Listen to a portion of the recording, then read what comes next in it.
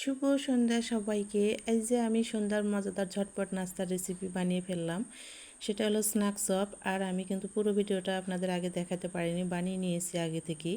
আর তেলে দিয়ে দিয়েছি ভাজতে। এখন আমি ওই পিসটা উল্টাইয়ে দিচ্ছি।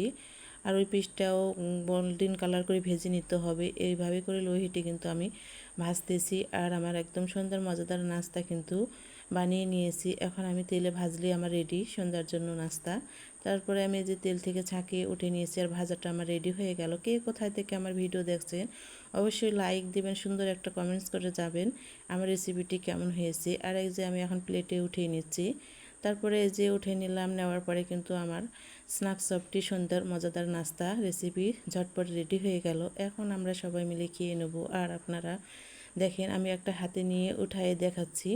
দেখেন কতটা এটা একটা মজাদার স্ন্যাক চপ, খেতে অনেক অনেক মজা। কিন্তু সবাই ভালো থাকবেন। আল্লাহ হাফেজ।